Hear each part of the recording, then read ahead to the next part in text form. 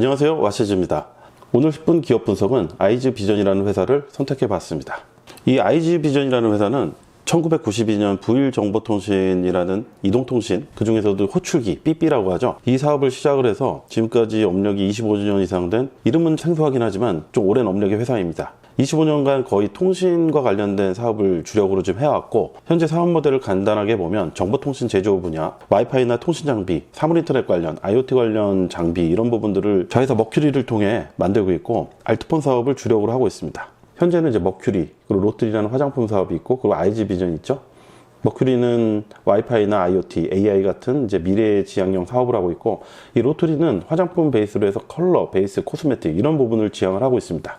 아이즈비전은 모바일과 빅데이터, 그리고 뭐 베이비 뷰티, 헬스 여러 가지 분야가 있는데, 실질적으로는 뭐 머큐리의 통신 장비 분야와 일부 아이즈비전의 알트폰 사업이 거의 전부인 회사입니다. 장기적으로 뭐 글로벌 사업을 확대한다 이런 계획도 가지고 있네요.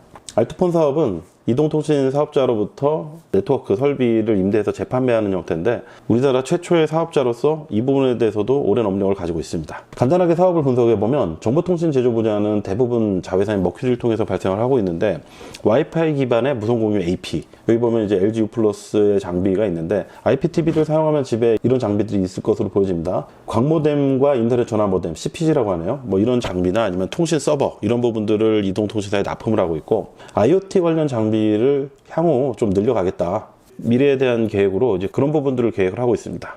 작년 12월 상장한 머큐리를 통해 실적이 발생을 하고 있고요. 알트폰 사업 관련해서는 우체국 스타폰의 이제 아이즈 모바일이라고 자체 브랜드 알트폰을 제공하고 있고, SKT와 KT 이제 두 통신사의 회선을 따서 알트폰 사업을 하고 있습니다. 성장 가능성은 좀 낮아 보이는데, 알트폰 사업 부분을 한번 연구를 해봤는데, 상장사 중에 알트폰 사업을 하는 회사들이 꽤 됩니다. 기본적으로 알트폰 사업 관련해서는 이동통신사의 자회사 형태로 이제 진행되는 부분이 있고, CJ가 헬로모바일을 가장 크게 했는데 그게 별로 돈이 되지는 않아요. 그 외에도 국내 최대의 그 보안업체 S1도 안심모바일이라는 알트폰 사업을 하고 있고, 아이즈비전과 비슷한 규모로는 세종텔레콤이라는 회사도 알트폰 사업을 하고 있는데, 상품 면면을 봐보면 아무리 봐도 경쟁력이 없어요. 헬로모바일보다도 경쟁력이 없고, 안심모바일보다도 경쟁력이 없고, 단말기에 지원금을 많이 부과하는 것도 아니고, 요금제가 딱히 싸지도 않아요. 뭐 이런 상품 경쟁력이 그다지 제가 보는 관점은 별로 없어 보입니다. 여기 보면 이제 통신 선물 카드 유통, 전화카드죠. 그리고 이제 화장품 유통업이 있는데, 매출이 뭐 거의 발생하지 않고 있죠. 작년 12월에 자회사 머큐리를 상장을 시켰는데, 이유에 대해 여러 가지 생각을 해봐야 되는데, 뭐 지주회사를 만들기 위해서 한 건지, 정보통신 분야를 좀 더 성장시키기 위해서 대대적인 투자와 경영에 집중하기 위해서 분할을 했는지, 그런 부분 한번 생각해 볼 필요성이 있습니다. 1997년 상장 이후에 월봉을 통해서 차트를 한번 봐보면, 상장 시에 IT 버블 효과로 최고점을 한번 찍었고, 이후 주로 자회사 이슈로 주가가 급등을 했었네요.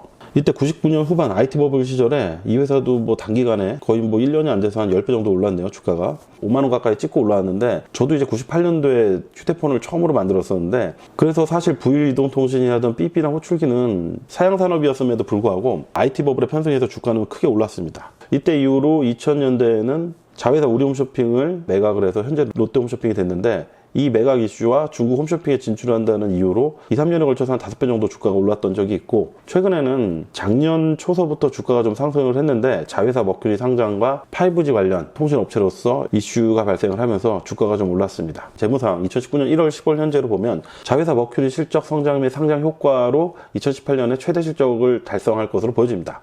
전반적인 재무 상황은 좀 무난하고, 2018년은 실적은 좋지만 2019년 실적은 좀 보수적인 관점으로 볼 필요성이 있습니다. 매출이 2015년서부터 계속 우상향하면서 성장을 했는데, 2018년에도 2017년보다 좀 늘어나지 않을까 예상이 되는 부분이 있고, 영업이익과 당기순이익도 꾸준히 상승을 했습니다. 일반적으로 좋은 회사라고 볼 수가 있죠. 분기 실적은 연간 실적에 비해서 좀 약간 좀 정체된 형태인데, 3분기는 2007년보다 좀 낮이긴 했었는데, 4분기에 어느 정도 실적이 나는지가 좀 중요하긴 하지만, 전체적으로 이익이 좀 많이 크게 늘어서 이미 2017년 이익보다 더 많이 나오지 않을까, 이렇게 좀 예상이 되는 부분이 있네요. 뭐 부채 비율도 뭐 50% 정도로 좀 낮은 편이고, 뭐 유보율도 한 1000% 정도 되고, 재무구조는 상당히 무난합니다.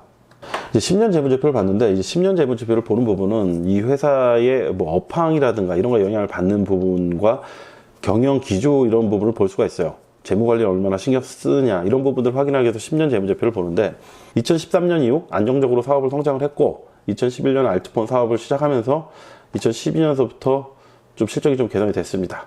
이때 아마 그 LTE 관련해서 통신 장비가 자회사를 통해서 계속 이 통사에 납품되지 않았을까 이렇게 좀 예상이 되는 부분도 있고, 이때 LTE, 이때는 뭐 기가 인터넷 이러면서 통신 장비들이 좀 납품되지 않았을까 이렇게 예상이 되고요. 단기 순이익만 보면은 2018년은 이제 2017년에 2배 이상 실적 성장이 예상이 됩니다.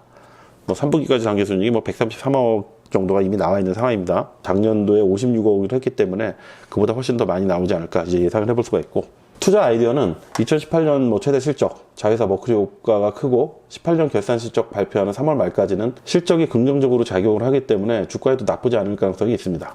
올해는 뭐 자회사 분할 상장으로 실적 감소할 가능성이 있는데, 분할 전에는 이제 100% 반영이 됐다면 현재는 이제 60%만 반영이 되기 때문에, 근데 이 부분은 올 1분기서부터 본격적으로 반영이 되기 때문에 한 올 5월 정도까지는 뭐 2018년 최대 실적 효과를 좀 누리지 않을까 이렇게 생각해 볼 수가 있고, IoT와 5G 관련 수혜 업체인데 자회사 머큐리가 5G 관련 장비를 납품하고 있고, 앞으로 이제 5G나 IoT 관련된 장비나 기술을 개발할 뭐 계획을 가지고 있고, 5G 관련 이슈나 IoT 관련 이슈가 발생하면 주가에 또 긍정적으로 작용할 요인으로 보여집니다.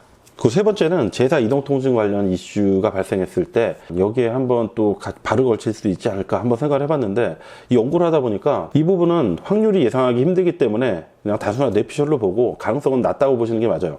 IG비전이 뭐 과거 V이동통신 시절서부터 해서 호출기 사업, 뭐 삐삐부터 해서 보통 업체가 따내기 쉽지 않은 입찰 사업권들을 따냈는데, V이동통신이 아마 부산, 경남 이쪽을 위주로 해서 주로 서비스했던 걸로 알고 있는데, 이게 아무나 따낼 수 있는 사업이 아니었었어요. 90년대 초중반까지는 정말 알짜 사업이었기 때문에 쉽게 따내기 힘든 사업이었었고, 신세계나 롯데 등 굴지 유통 사업자도 따내지 못했던 홈쇼핑 사업권을 따내서 한 5, 6년 정도 경영을 했던 경험도 있습니다.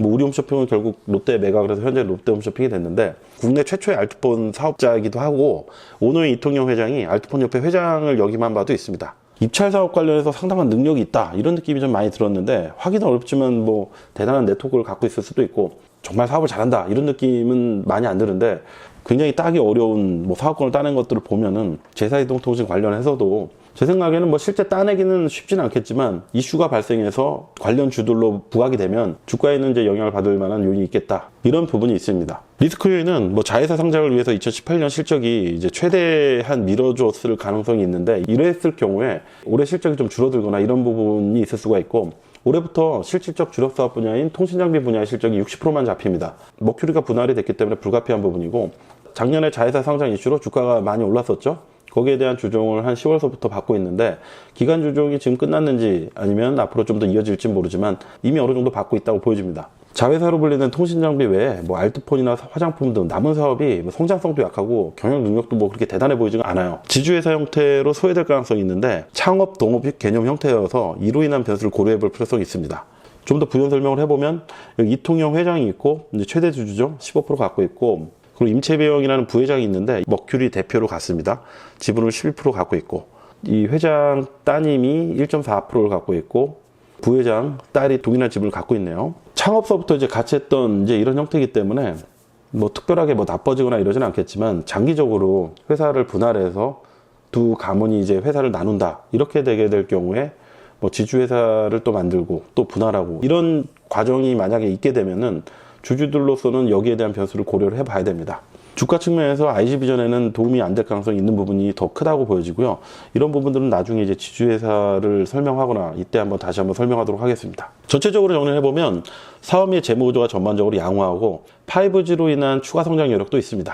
다만 이제 전년도 주가가 많이 상승을 했고, 상장과 같은 이벤트가 마무리되어 이로 인한 주가 조정에 대한 부분은 염두에 둘 필요성이 있고, 투자 아이디어 중 회사는 정부 또는 뭐 대기업을 통해 쉽지 않은 사업권을 확보하는 능력을 보여주었고, 앞으로도 그런 부분에 대한 가능성이 있으나 확신할 수는 없습니다. 창업 오너와 창업 부회장이 동업 형태로 장기간에 걸쳐 경영을 해왔고, 지분차가 별로 없어서 경영권 분쟁 이슈 가능성이 사실 높아 보이지는 않은데 감안해야 될 필요성은 있고, 아니면 뭐 기업 분할과 이에 따른 지분 분리 이러한 부분도 염두에 둘 필요성은 있습니다. 주력 사업 분야는 뭐 자회사가 신규 상장되었기 때문에 자회사 주가는 오르고 모회사는 소외당할 부분도 고려해 봐야 됩니다. 이 정도로 간략하게 한번 정리해 봤고요. 10분 기업 분석은 제가 1시간에서 2시간에 걸쳐 간단히 정리한 내용이니 뭐 투자에 관심 있으신 분은 추가적으로 다른 부분에 대해서 반드시 스스로 추가적인 연구를 하시기를 권해드리겠습니다. 도움되셨다면 좋아요, 구독, 알림 설정 부탁드리겠습니다.